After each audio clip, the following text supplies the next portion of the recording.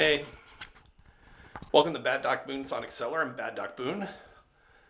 My apologies for the audio. It's really cold outside. I can't do it in my car. I don't have the space set up yet.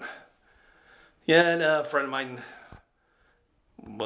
he passed away recently, so my mind's kind of been elsewhere. So, anyway, we're going to talk about cover versions this time. You know, when an artist does a song that was originally done by another artist. It probably goes back to the days when the common way to spread songs was through sheet music. When the recorded music era was those songs that would often be chosen, and artists would be known not for their own material, but how they interpreted the song. Hence the reason why a lot of those songs are called the Great American Songbook. And probably called other ways in other countries, like the Great British Songbook. You know what I mean. However, once we got into the pop and rock era, especially into the 1960s onward, there began more of a focus for artists to do original material. Actually, more like artists fought for the right to have original material. But covers didn't exactly go away. Like sometimes a band did it because, they wanted to do something for a B-side of a single. Yes, once upon a time these singles were released on little short-run cassettes or 7-inch vinyl disc, and then they were double-sided, so you had to have something on the other side. Or, maybe they were forced to by the label under contract. In some cases it was, mainly, depending on where you are in the world, some cases doing a cover of a popular song that was in America or Britain. Other cases it was, the label controlled the rights to it. So as part of the contract, was within their sphere, and they wanted you to work in their ecosystem. Now, some artists, it was a cover of a song they really liked or whatever, something that fits fairly well. Others come from sources that you don't expect. Unusual ones. For example, in 1983, German-based singer Taco had a fairly big international hit with a cover of Putting on the Ritz, a song that was originally written by Irving Berlin and had been covered numerous times before he got a hand on it and turned into a synth-pop track. I will say the video, if you find the uncensored one, is a bit problematic because of all the blackface. I don't think they intended to be racist, but, is one of the things that looks back did not age well. Another example could be where people think they'd be shocked, but it's less so when you know the artist's earlier materials. When Anthrax did a cover of Joe Jackson's song Got the Time. Now, if you only know Joe Jackson from Steppin' Out and his later work, it might be a shock to you. Now, if you knew his early days coming up in what they called New Wave in the late 70s, it's a little less of a shock. But what we're going to look at are a few examples of covers that are unexpected, come from an artist you don't expect to be covering. Our first one, Chumbawamba covering the Bee Gees. Okay, in 1998, a group of British anarchists named Chumbawamba seemingly shocked the world when they suddenly had a big pop hit with the song Tub Thumping. An incessantly catchy little earworm with a danceable beat and a chunky guitar and synth-fused chorus is one of the songs you couldn't escape in 1998. And while the band was simply doing what they always were doing, they'd been working in a similar style for the last couple of years. This time it caught on and it worked. Also bringing people noted of their anarchist politics. Well, the next year it was time to do a follow-up, and they released What You See Is What You Get. A 22-track album that enveloped a whole bunch of different musical styles that worked within the pop song theme, but also covered a wide range of topics ranging from suburbia to war to drugs and the it girl and societal expectations.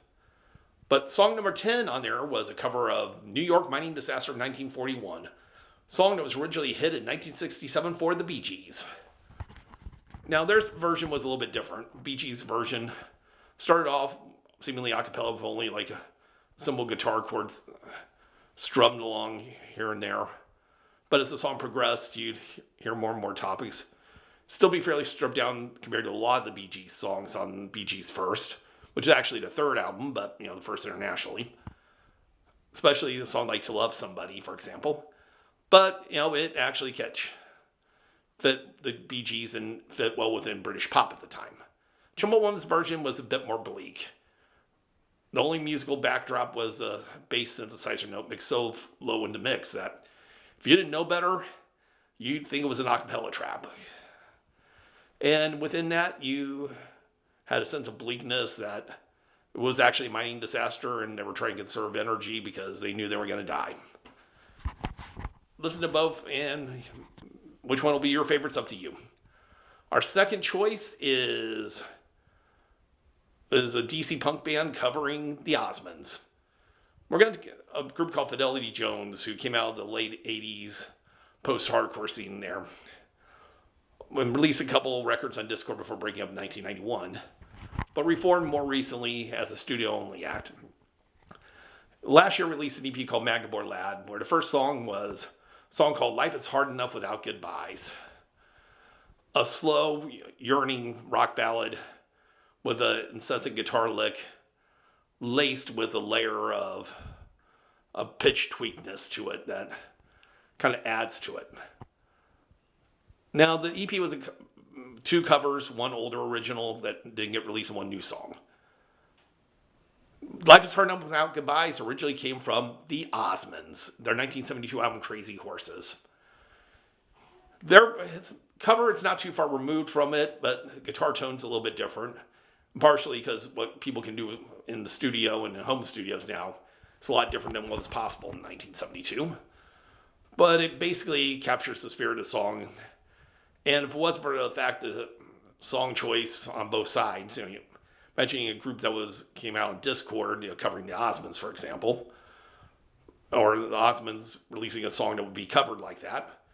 Though, if you've heard the Crazy Horses album, you know that album is a bit more rocking compared to the bubblegum work they were known for before then. Anyway, give that a listen and make up your own mind. You might like both. You might like one over the other. I know a lot of Osmonds diehards will probably fight to the death on the Osmonds and probably not like Fidelity Jones's version. A lot of punk rockers and people in post-hardcore and emo will probably listen to it and think it's a little weird because Fidelity Jones also had a lot of funk influence and a lot of world music influence captured into their work throughout their history. So what happens with that? It's up to you. Which leads us to our third choice. This one's going to be a little more interesting. And give me a moment, because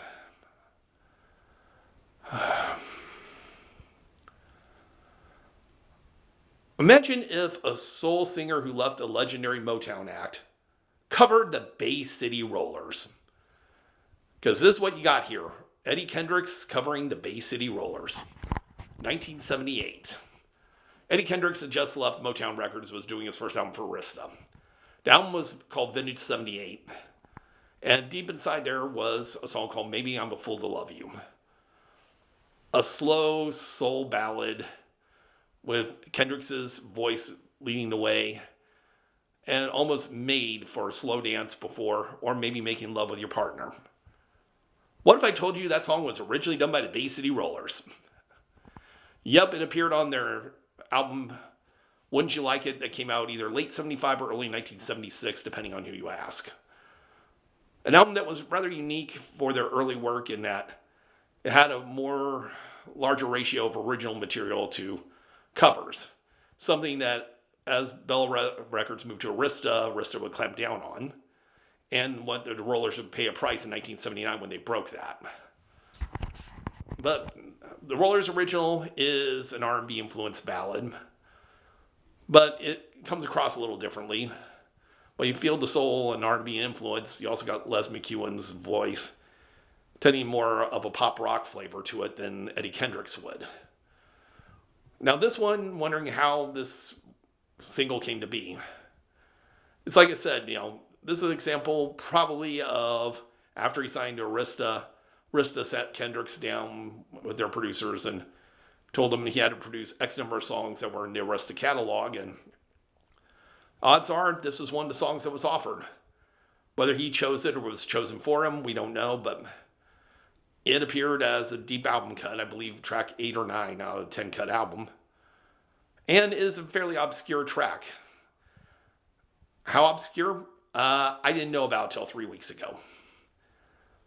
But give it a listen. If you like, the Temptations, where Eddie Kendricks was a former member of, or Eddie Kendricks' solo work, you might appreciate the album. If you want to listen to Bay City Rollers, you can compare and contrast the differences, and leave that up to you. Anyway, that wraps up this episode of Covers Coming from Unusual Sources. This episode of Bad Doc Boone Sonic Cellar. Anyway, if you like what we're doing here, either from this episode or a previous episode, hit like, hit subscribe, and hit the notification bell so you know what's coming up. Anyway, I apologize a little for the audio. Like I said, it was too cold to go in my car and do it, and we don't have the space suggested, so we're having to make do. Anyway, happy holidays. Let the people you care about know you care about them. And, we're only here for a limited time, and as that song we talked about earlier, life really is hard enough without goodbyes. Anyway, thanks a lot. Bye.